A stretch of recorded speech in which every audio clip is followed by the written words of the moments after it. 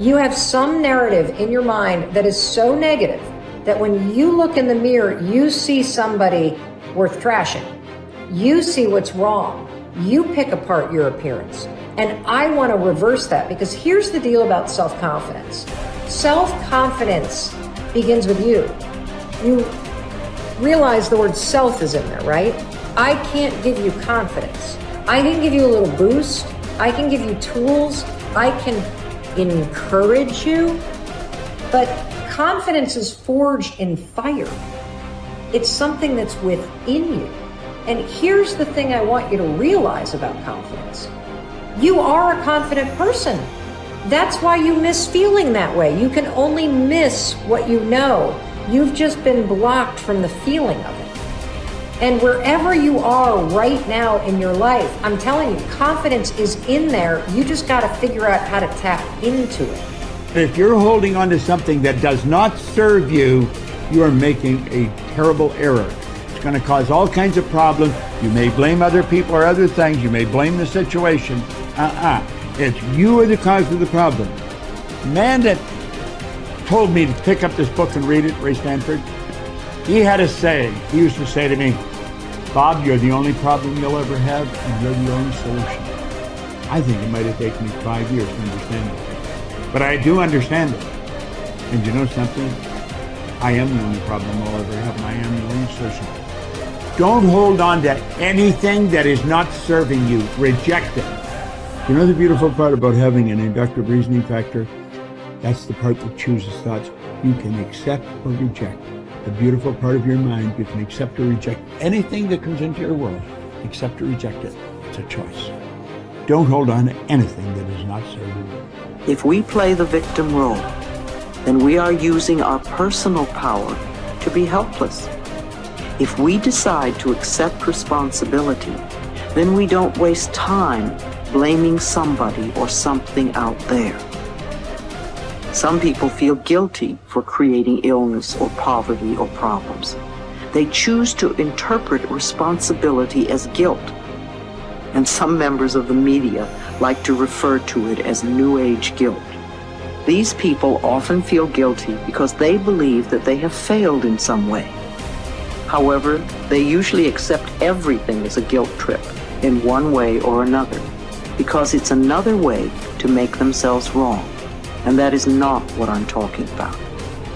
If we can use our problems and illnesses as opportunities to think about how we can change our lives, we have power. Here's something I want you to keep in mind. Life is a fight for territory. And once you stop fighting for what you want, what you don't want will automatically take over.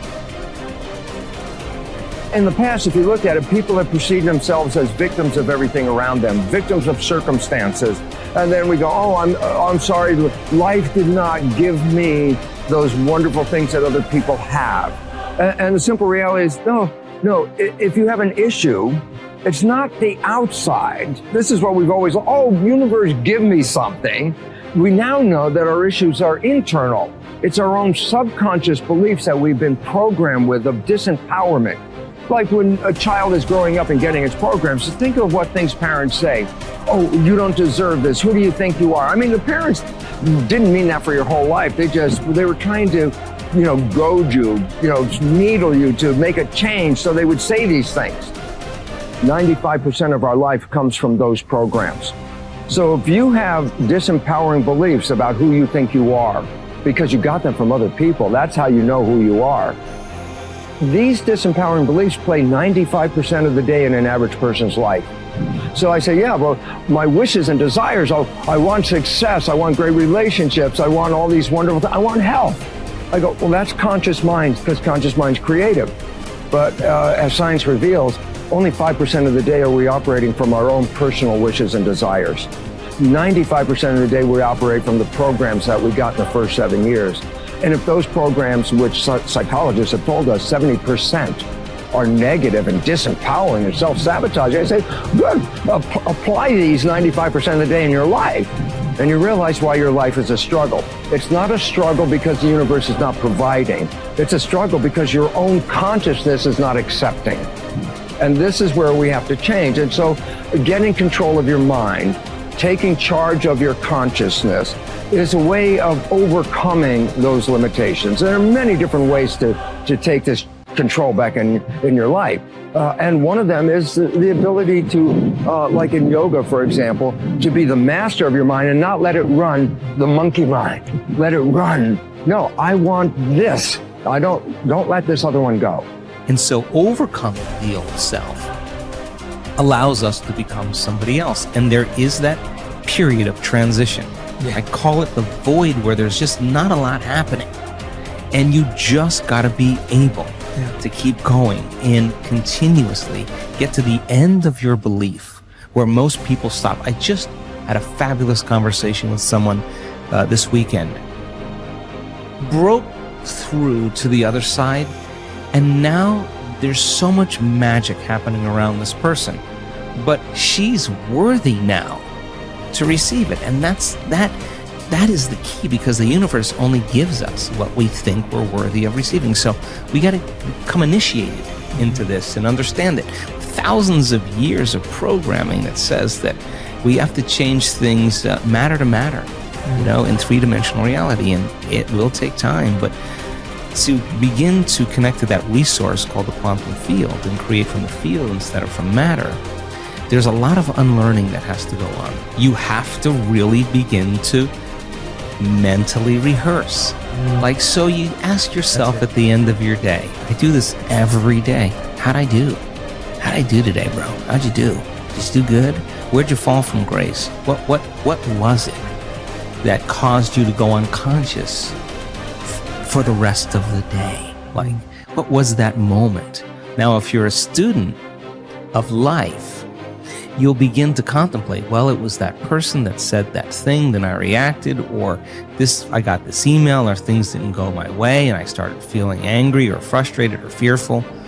The next time that happens, how could I evolve my experience? Now, you may have to search for some answers of the best model to build, or you may actually have a long contemplation and start to go, God, the next time that happens, I think I'm going to do this, or I'm going to do that, or I'm going to plan my behaviors. And the act of closing your eyes and rehearsing what you're going to do begins to install the neurological hardware in your brain to look like you already did it. Now the brain is no longer a record of the past.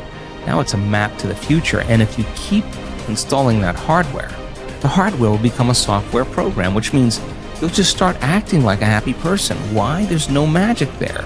You installed the circuitry. So that's more important than the news. Right. It's more important than answering any email or any text. It's more important than talking about your past. If you want to enjoy self-confidence on the outside, you must practice complete integrity on the inside.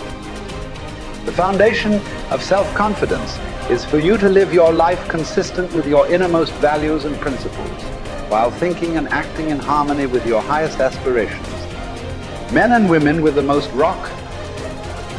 solid self-confidence are those who are absolutely clear about what it is they believe to be right and good and worthwhile, and who live their lives consistent with these values. Everything they do or say is an expression of their innermost convictions.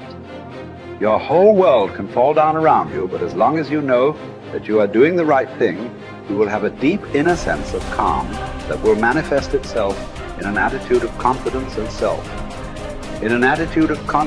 self-assurance in any situation. You will have many ups and downs in life. But what is most important is that you remain true to yourself. Your true values are only expressed in your actions, in what you do. You can tell what you truly believe by observing what you do in any situation in which you have to make a choice, especially when you are under stress and pulled in two directions at once, with opposing demands or responsibilities. This is when your true values are revealed. The action that you take in any given situation will tell you which of your values is uppermost or whether you have any values at all. It is not what you say, hope, wish, or intend, but only what you do that counts. Your choices of the actions you take tell you unerringly who you really are. You can develop within yourself a superb set of values by acting as though you already had those values.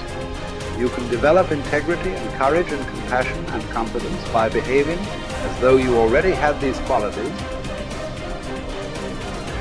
The more you act the part, especially when you demonstrate these qualities under stress or when you feel like doing or saying something else, the more rapidly these qualities become a permanent part of your mental makeup. The more you practice good values, the more rapidly you become a truly superior person. The keys to developing the unshakable self-confidence that will make everything else possible for you are self-control, self-mastery, and self-discipline. Self-confidence can come directly by behaving in a self-confident manner, but more often it comes indirectly by doing and saying the things and practicing the behaviors that lead to self-confidence. The most important self-development behavior is living consistently with your highest values at every opportunity